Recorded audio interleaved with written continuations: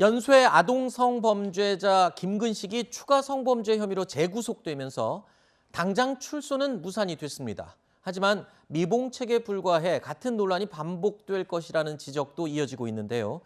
김근식은 이례적으로 신속히 재구속되면서 국민들이 잠시 시름을 놓기는 했습니다만 언젠가는 또 다시 출소하게 될 것이고요. 김근식도 김근식이지만 다른 성범죄자들의 출소 이후에는 그러면 어떻게 할 것인지 좀 더 근본적인 대책이 필요한 게 아니냐는 목소리가 커지고 있습니다. 자, 오늘 이어지는 이야기는요. 이수정 경기대 범죄심리학과 교수를 모시고 자세히 이야기를 짚어보겠습니다. 안녕하십니까, 교수님? 네, 안녕하십니까. 네. 자, 일단 김근식.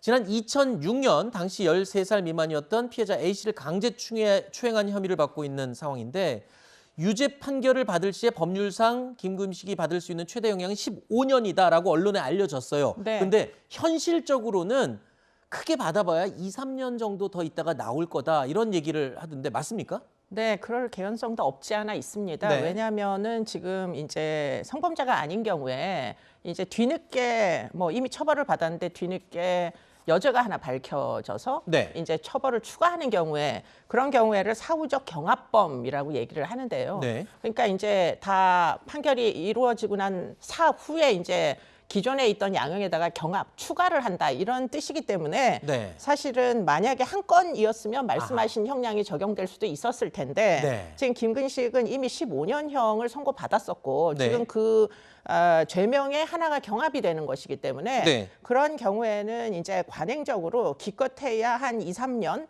많이 줘봐야 2, 3년 정도가 이제 추가되는 게 관례다. 네. 그런데 이제 지금 이 사안의 경우에는 뭐 강제추행의 그 내용이 무엇이냐가 중요할 걸로 보이고요. 네. 그 내용이 만약에 뭐 여러 가지 도착적인 행위를 아하. 13세 미만에게 했다면 그렇다면 사실은 아까 말씀하신 꽤 긴 형량을 기대해도 되지 않을까 싶습니다. 이 김근식 같은 성범죄자들을 향해서 국민들이 가장 지금 두려워하고 걱정하는 부분이 재범 가능성이거든요. 네. 저희가 이 통계 자료, 법무부 자료를 하나 찾아봤습니다. 그래프를 보시면 지난 2009년부터 2018년까지 성범죄 재범률이 3.9%인데 그 가운데 62.4%가 3년 이내에 다시 또 성범죄를 저질렀다. 지금 이렇게 통계 자료가 나와 있어요. 그리고 얼마 전에 어떤 다른 전문가께서 김근식은 출소하면 100% 재범한다. 뭐 이렇게까지 얘기하면서 불안감이 고조됐는데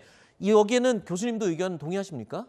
근데 이제 뭐 어차피 미래라서 확답을 물론 하기는 그렇죠. 쉽지가 않고요. 그러나 이제 보통 재범 추적 연구들을 합니다. 뭐 우리나라에만 이런 경우가 있는 게 아니라 전 세계에 다 있기 때문에 수많은 연구자들이 연구를 해보면 제일 크게 재범을 좌우하는 것은 소아 성애적 경향이 있을 경우에 네. 또는 그 외에 이제 성도착이 있을 경우에는 사실은 그 어떤 도착적인 욕정이 어느 날 갑자기 사라지기는 어렵기 때문에 아하. 재범률이 상대적으로 높다 이렇게 알려지고 있어서 네. 아마 평균이 뭐 62.4%라면 지금 김근식 같은 성도착증 환자의 경우에는 아마도 재범률이 더 높겠다 아하. 이런 얘기는 틀림없이 해볼 수 있을 것 같습니다. 그렇군요. 그런데 지금 김근식 같은 경우가 조두순이랑도 비교가 네. 좀 되고 있습니다. 네네.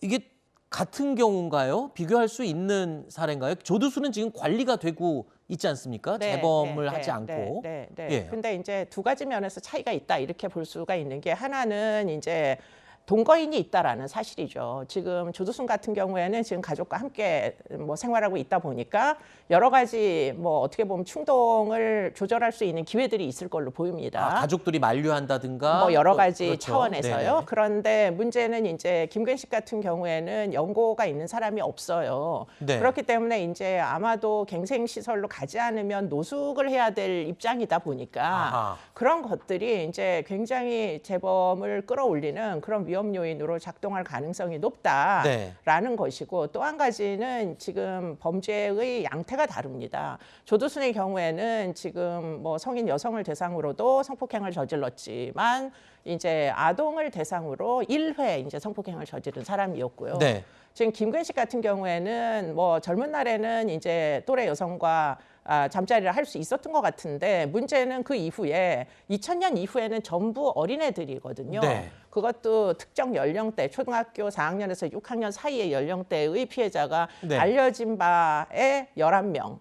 그렇기 때문에 그렇게 고착적인 성향이 이미 확고해진 그런 이제 성범죄, 아동 성범죄 같은 경우에는 사실은 이게 이제 뭐 굉장히 재범률도 높고 네. 그냥 내버려두면 안 된다. 그래서 외국의 경우에는 사회로 다시 돌아오지 못하게 하는 네. 그런 타입에 해당한다. 이렇게 볼 수 있죠. 그냥 내버려두면 안 된다. 그래서 지금 화학적 거세 얘기가 다시 또 급부상하고 있거든요. 지금 김근식의 경우 화학적 거세를 적용할 수 있도록 지금 현재 법으로는 안 되는 거죠. 그렇죠. 지금 이제 다 이제 처벌을 다 받고 나온 자유의 몸이기 때문에 네. 사실은 소급 적용할 수가 없는 상황인데 지금 아마 소급 적용할 수 있는 법안을 지금 뭐 제출을 하겠다 이런 이제 발표였던 것 같은데 화학적 거세가 좀 너무 과장되어서 이해되는 측면이 있습니다. 이게 이제 결국은 약물을 써서 어떤 생리적인 반응을 일시적으로 없애는 그런 이제 어떤 그 처분인데요.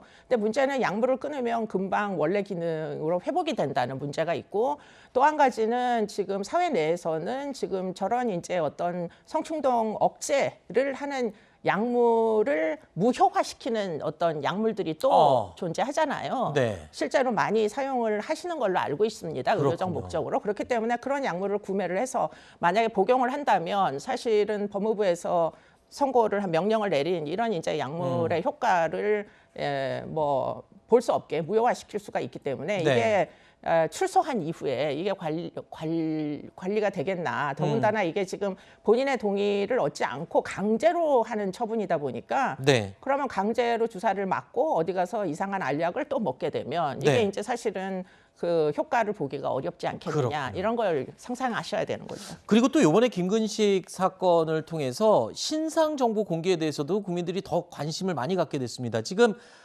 다시 재구속이 되긴 했지만 이미 이 성범죄자 알림 사이트에 김근식의 신상이 공개가 된 상태입니다. 네. 그런데 이게 알림 사이트를 통해서만 공개가 가능한 것이지 방송이나 신문 뭐 이런 데 공지를 하면 또 안 되게 돼 있어요. 네. 심지어는 뭐 딸이 엄마에게 엄마 이거 왔어요 이렇게 떴어요라고 캡처해서 그걸 보내도 안 됩니다. 안 되는 거예요. 네. 다 이제 개인정보이다 보니까 아주 제한적으로 네. 알림 이 사이트에서만 열람할 수가 있는 거지. 네. 이걸 뭐 캡처를 해가지고 만약에 주변 사람들에게 SNS 등으로 네. 만약에 전달을 하면 그런 것들이 다 불법으로 처벌을 받을 수가 있습니다. 아하. 아동 청소년 성보호법 55조와 이제 65조에 보면 네. 처벌을 하도록 지금 뭐 5천만 원 이하의 벌금까지 줄 수 있도록 되어 있기 때문에 네. 유의하셔야 될 것으로 보입니다. 알겠습니다.